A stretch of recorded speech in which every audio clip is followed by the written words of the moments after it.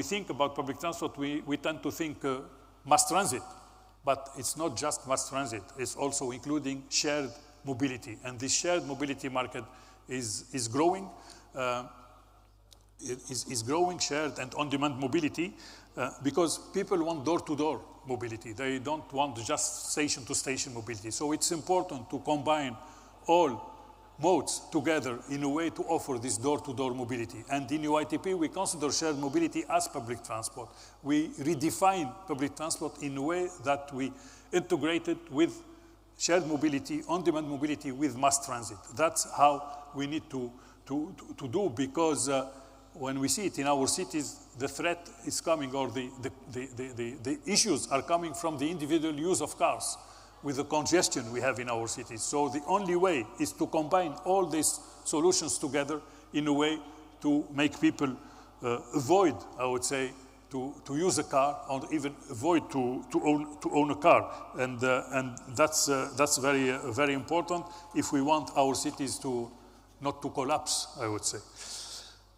Being in Qatar, I cannot avoid, of course, to mention the opportunity that is offered by large events, and especially the World Cup or the Asia Cup, etc., and maybe one day the Olympics here, you know, the opportunity that these events offer to develop public transport. So that's very important. And many cities, when we see now the investments taking place in Paris because of the Olympics, in Los Angeles because of the Olympic in 28, Brisbane will host in 2032 the Olympics as well, and they are investing billions of dollars in developing public transport systems. So organizing large events is very important, and for the development of public transport, and it's a legacy that is left for our people and the city, because it's all about people at the end. And you may remember in many cities how also during COVID it was decided to give back the roads to people, by making the people use these roads and not the cars using the roads.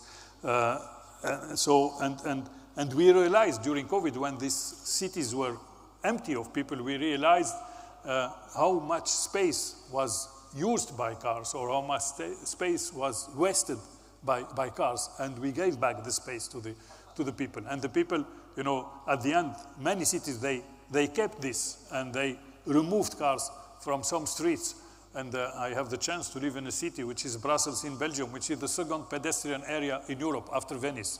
You know, that's something that we can enjoy as people in the city. So I would say it's time to end the 100 years domination of cars in our cities, and give back the cities to people, because we need cities for people. And it's not one more lane that will fix the problem.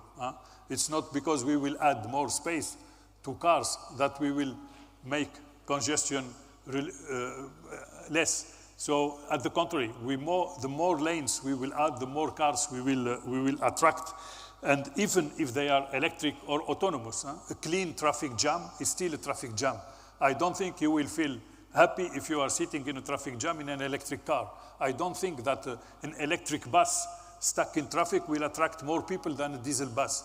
So that's very important. And at the end, I would prefer a diesel bus in an exclusive lane rather than an electric bus stuck in traffic.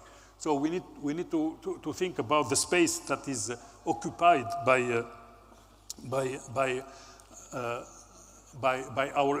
cars, and we need to redistribute the space in a way based on the number of people and not on the number of vehicles. That's how the cities should develop. Electrification, automation, of course, are technologies. They can help, but they cannot be policies. So thank you very much for your attention, and let's move people and not cars. And if you have any questions, I will be happy to answer. Thank you. Thank you, Mr. Mohamed. Now the floor is open for your questions. I see the gentleman here.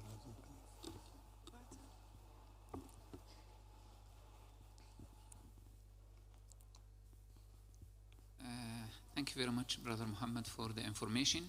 Just a small suggestion about the retired drivers. While they are on duty, as you know, they are going to be retired, I suggest to improve them to become to the managerial level, because you are you mentioned about the drivers going to be retired.